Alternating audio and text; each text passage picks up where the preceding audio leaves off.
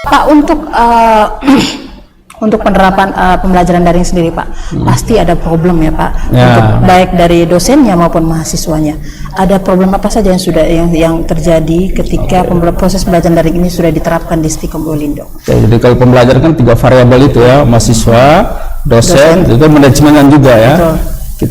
Manajemen kita harus pastikan dosen ini mengajar dengan benar, mahasiswa juga harus terima dengan benar. Nah, kalau masalah mahasiswa, memang kemarin di semester mahasiswa baru ini kita terapkan mereka 3 minggu itu hadir untuk mengetahui sistem kita, untuk di briefing untuk semua sistem. Nah, setelah itu baru setelah minggu keempat boleh dari rumah, sehingga kalau dibilang masalah secara sistem mereka sudah tahu semua. Paling kendalanya itu mengenai paket data. Ada kebijakan tidak dari Stikom Ulindo terkait paket data. Nah, kalau paket data memang kemarin kita sudah terapkan potongan ya, potongan SMP.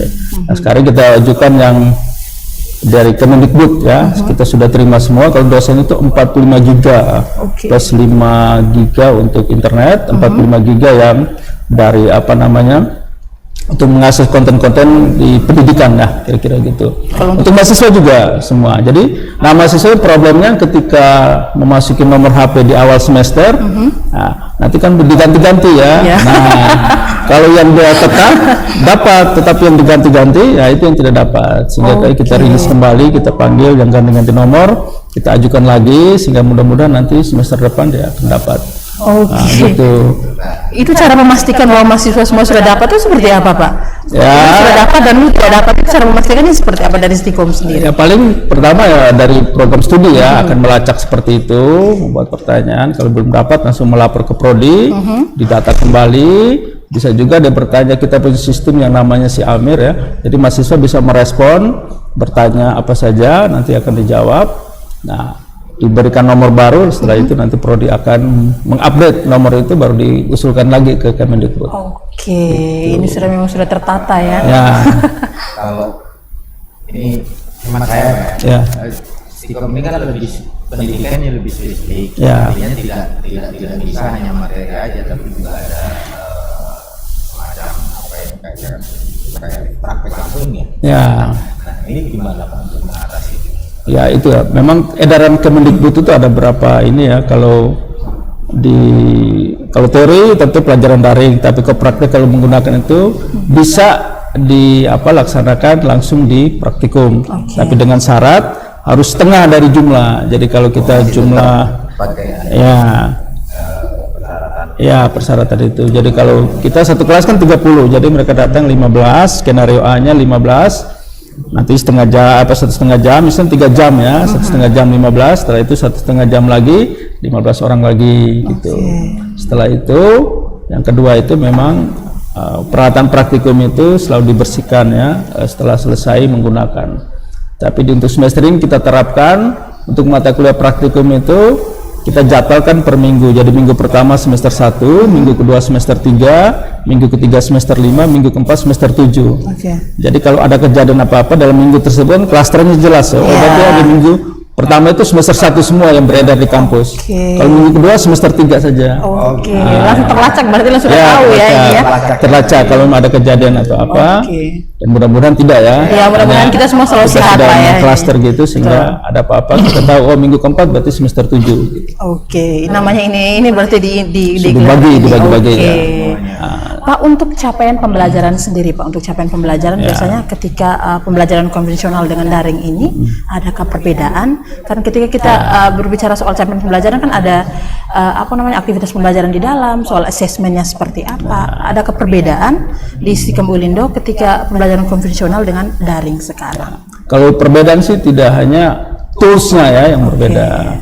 Jadi semua pembelajaran itu kan ada rujukannya. Nah, kalau namanya pembelajaran berarti rujukan kita jelas ke SNDIKT, Standar Nasional Pendidikan Tinggi. Yang terbaru itu adalah Standar Nasional Pendidikan Tinggi sesuai dengan Permendikbud nomor 3 tahun 2020 ya. Yang Mas Menterinya sudah tanda tangan itu. Iya, Mas Menteri, benar. Jadi rujukan itu yang tadi ya yang disebutkan dengan CP ya, capaian pembelajaran.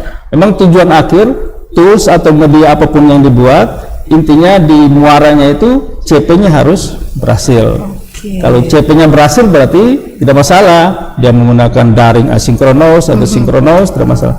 Tetapi kalau CP-nya tidak berhasil, baru dievaluasi prosesnya. Oke. Kenapa tidak berhasil? Oke. Apakah tugasnya kebanyakan? Apakah dia menggunakan asinkronus sehingga mahasiswa banyak yang tidak ini? Nah, kira-kira begitu. Oke. Pak, untuk silakan Mas. Tadi tugas banyak ini.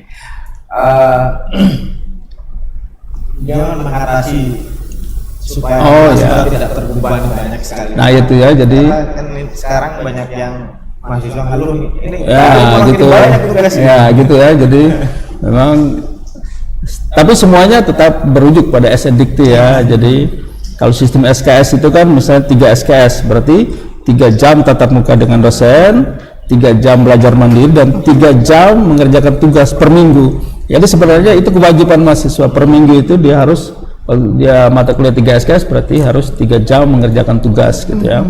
Hanya nanti ada kompensasinya, bisa tugasnya agak banyak berarti bisa 2 minggu, berarti minggu depan dia tidak tugas lagi, dia hanya melanjutkan, kira-kira seperti itu.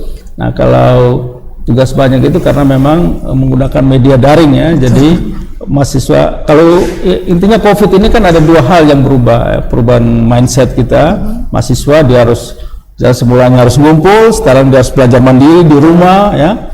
Yang kedua adalah culture ya, biasanya ke kampus, sekarang hanya di rumah, hanya mandiri. Itu yang kadang-kadang membuat mahasiswa itu agak sedikit ini ya, stagnan lah. Ini tugas tidak bisa, tapi harus dikirim. Nah itu yang banyak membuat mahasiswa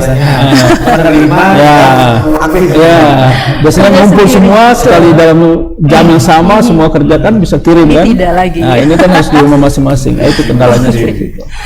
Untuk terkait kehadiran mahasiswa ini kan biasanya ada yang cuma hadir sebentar terus hilang. Nah presensi ini menjadi salah satu bagian dari assessment atau seperti apa? Jadi kita punya sistem presensi online namanya iClass. Jadi iClass itu ya istilahnya LMS ya, tapi belum agile, belum terlalu mengakomodir semua, tapi kita sudah mengatasi yang namanya presensi. Jadi dari manapun juga mahasiswa bisa melakukan presensi setelah dosennya membuka kelas. Range waktu juga kita perpanjang, misalnya ngajarnya jam 7 sampai 10. Dosen dikasih kesempatan bisa dia membuka jam 7 sampai jam 6 sore, ya boleh. Nah, itu mengakomodir mahasiswa-mahasiswa yang mungkin saat ngajar paket datanya ini, jadi range waktu untuk presensi itu diperlebar. Nah, gitu.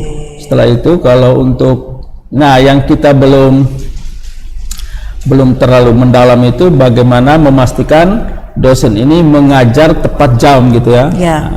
Karena dia buka kelas, setelah itu dia secara mandiri bisa menggunakan Zoom, bisa mengirim materi secara asinkronus ke YouTube atau ke Google Classroom. Nah, setelah itu ya dia mau berapa menit kan kita tidak bisa pantau ya. Kalau di kelas kan kita bisa lihat, ada CCTV-nya, ada lihat, jam ini dia keluar. Nah, pasti umpan baliknya dari mahasiswa. Nanti kuesioner kita melakukan 2 kuesioner ya, asesmennya itu dari mahasiswa. Jadi sebelum ujian tengah semester, mahasiswa harus mengisi kuesioner, menilai dosen tadi ya, itu ada berapa komponen mengenai kesiapan dosen, materi yang diajarkan, apapun juga dari kita. Nanti ada badan penjamin mutu yang melihat ya, kira-kira mana. Ada juga yang langsung di WA, langsung Pak ke dosennya gini-gini, ya, langsung BPM langsung terima. Setelah BPM langsung merespon, nanti dipanggilnya dosen, kira-kira kendalanya apa gitu ya. Nah, dosen juga kadang-kadang sibuk mungkin ini. Nah, akhirnya ada yang kira-kira ada keteteran ya kita perbaiki. Kira-kira itu asesmen di tengah. Kalau asesmen di akhir memang setelah mengisi kuesioner dia melakukan UAS, dari UAS kan dosen memberikan penilaian. Nanti di penilaian itu yang dicek. Kalau misalnya satu kelas mahasiswa yang tidak lulus terlalu banyak, persentase terlalu tinggi, itu yang nanti kita akan evaluasi lagi. Kenapa tidak ini? Apakah masalah di dosennya atau di mahasiswanya? Wah, ini luar biasa ya. Ini Stikom sudah luar biasa ya.